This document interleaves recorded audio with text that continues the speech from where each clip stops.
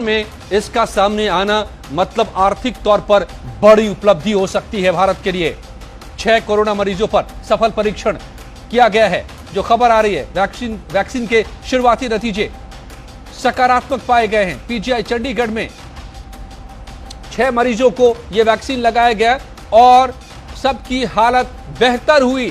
Vaccine के बाद भारत में वैक्सीन का सफल परीक्षण, पीजीआई चंडीगढ़ में सफल परीक्षण। क्या अब आने वाले दिनों में वैक्सीन मिलना शुरू हो जाएगा, मतलब बीमारी से बचाव का रास्ता तैयार हो जाएगा। कई ऐसी बीमारियां हैं जिनका वैक्सीन उस बीमारी से बचाव, ढाल का काम करता है। क्या वो हमें ढाल मिल गया है? पीजीआई चंडीगढ़ से इस वक्त जो खबर निकल कर आ रही है वो यही है। बहुत बड़ी खबर, 6 कोरोना मरीजों पर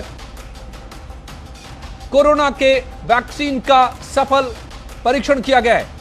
नतीजे सफल रहे हैं, शुरुआती नतीजे सफल रहे हैं। एक ट्रायल का प्रोसेस होता है जिसको फॉलो करना होता है और किया जा रहा है।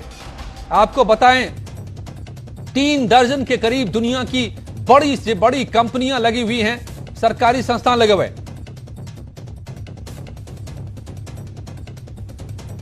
और भारत में भी कई संस्थान इसकी खोज में, वैक्सीन बनाने की खोज में लगे हुए थे। लेकिन यह पहला जो है, पहली सफलता मिलती दिखाई दे रही है पीजीआई चंडीगढ़ को।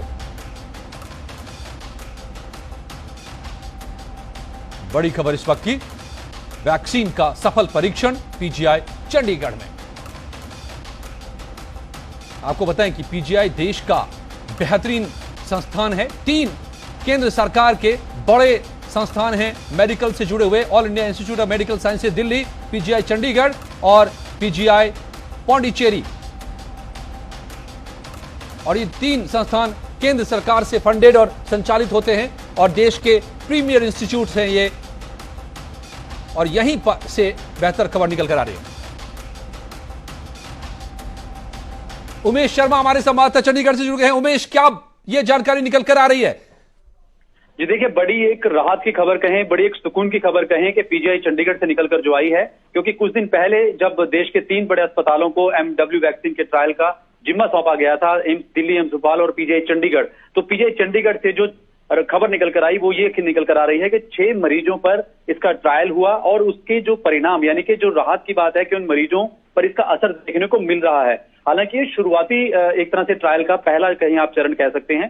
शुरुआती जो उनको संकेत मिले पीजीआई को वो बहुत अच्छे, और यानी कि आगे इस ट्रायल को बढ़ाने के लिए कहा जाता है कि अगर शुरुआती संकेत अच्छे हों तो आगे भी ट्रायल इसका चलेगा। तो अभी 6 मरीज, हमारे पास ये पुख्ता जानकारी है कि 6 मरीजों पर यह ट्रायल किया गया और उनको अच्छा एक पीजीआई को इसमें संकेत मिला है आगे बढ़ने के लिए। और इसमें एक बात और ऐड मैं करना चाहूंगा कि ये, क्योंकि जो वैक्सीन है ये बेसिकली इम्यून बूस्टर है और क्रिटिकल पेशेंट को दी जाती है, क्योंकि वायरस से अगर आप लड़ेंगे तो इम्यून को बूस्ट करना है। तो ये शुरुआती जो हमें जानकारी मिली कि 6 मरीजों पर इसका भी ट्रायल किया गया और नतीजे जो है वो सकारात्मक रहे हैं। जी, तो क्या आगे इसका रास्ता क्या है? मतलब कि कितना और वक्त लग सकता है इसको? क्या कब से मरीजों को ये मिलना शुरू हो सकता है?